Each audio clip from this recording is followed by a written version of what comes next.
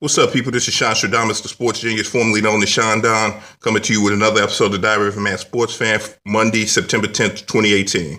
I'm just going to get off into what grinds my fucking gears. And you may think that I'm going to talk about a lot about the Bears today, but I'm not. Because the Bears are who the fuck I thought they were, period. To bite Dennis Green, that's exactly who the fuck I thought they were. I thought that Matt Nagy was a piece of shit head coach and that they had a wonderful defense, and that's exactly what the fuck happened. They played lights out fucking defense in the first half, and then Matt Nagy came out and shit in his pants and wet the bed in the second half. People fail to realize and have selective amnesia, selective memory, that Matt Nagy was the offensive coordinator for the Kansas City Chiefs in January when they lost a 21-3 lead in the playoffs in the second half. He was the offensive coordinator. And everybody wanted to blame Andy Reid, fat Kentucky Fried Chicken eating ass. But now, after yesterday's game, we know who blew that game Monday. We know who blew that game last night. We know who blew that game in January. We know after yesterday. And then you got Vic Fangio on the other side. I don't know what the fuck he was doing. Like, he acted like he had money on Green Bay or something. He had his cornerbacks playing press coverage with no over-the-top help. Like, you can't pull that shit on Madden and get away with it. They make you might as well, nigga, if you don't get to the quarterback, you might as well start waving to dead relatives because your pussy is popped. You cannot play like that. This nigga, and they want to be all on Aaron Rodgers' dick. Aaron Rodgers. This dude threw two 10-yard passes that turned into like 80-yard touchdowns or 80-yard plays. Motherfucking Randall Cobb called a 10-yard pass. Yes, it was a great pass by Aaron Rodgers, but it was a 10-yard pass. This nigga turned around. The first person he saw was his mama in the stands waving at him. Nobody in the fucking behind him. This nigga.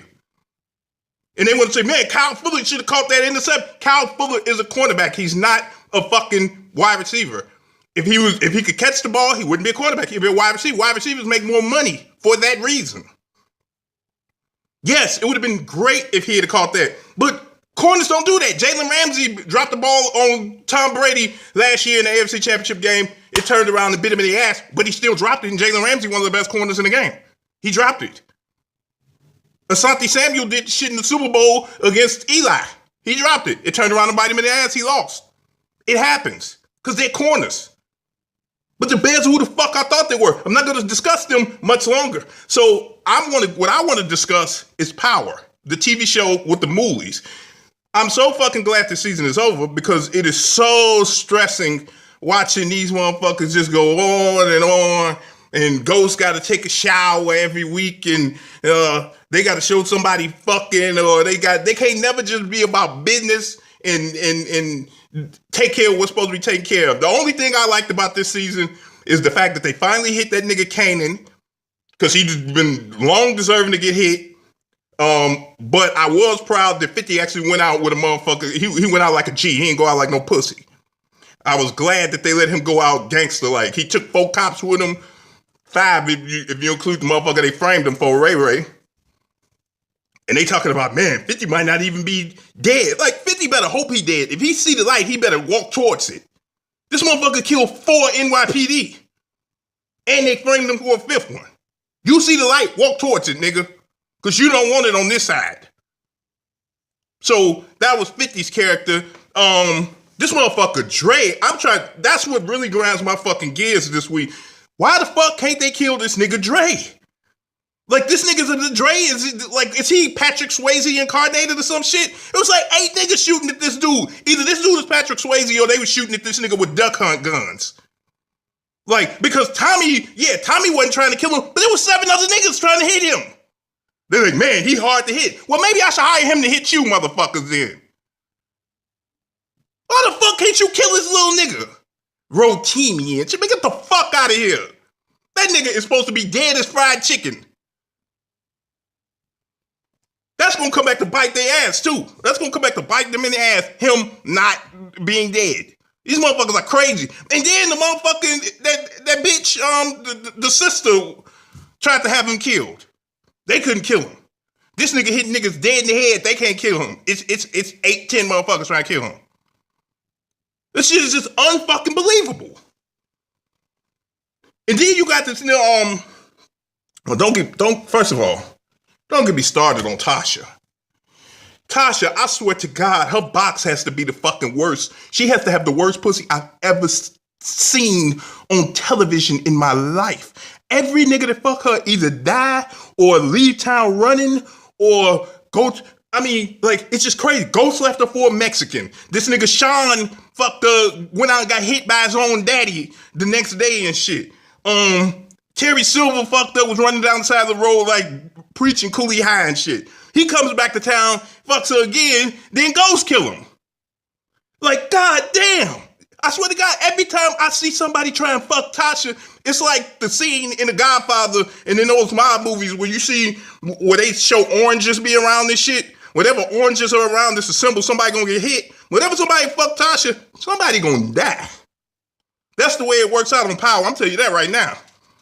Don't believe me? Pay attention from here on out. Go back and watch the former seasons and pay attention from here on out. That bitch is bad luck. I don't know what type of Cruella de Vil pussy she got. She is bad luck. That shit is crazy. And then Poe fucking Angie was finally making me like her because she was finally being a fucking G about shit. And then she get hit by Tommy, which it was time for her to get hit. Don't get me wrong, because I don't give a fuck what you say. She should have been long gone because I told you at the beginning of the season, I said, if you go back and read my Facebook post, I said, she's going to be the next Mike Sandoval. Because they always going to do that. When they find out what you did, they going to give her a chance to turn state's evidence. That's what the fuck they do. They don't want their own to go to jail really like that. They're trying to take you down, nigga. They don't want to take her down. She should have been fucking dead. But the fact that Tommy hit her, which gets me to my main point, means Tommy gotta go. If Ghost has any nuts about him, Tommy's gotta go. And everybody tell you, man, Tommy was shooting at Ghost and then he hit Angie. That is bullshit. He was not shooting at Ghost. I don't care what they say. Because you can't tell me Tommy had one fucking bullet in that gun. Tommy had both them niggas squared up. He hit her center mass, which they like, man, she might not be dead. That bitch is like 100 pounds less than me. If 50 dead with the shit that they hit him with that little pussy shit that he got a couple of weeks ago, this little narrow bitch is gone. She better be gone. Courtney Kemp better not pull that shit.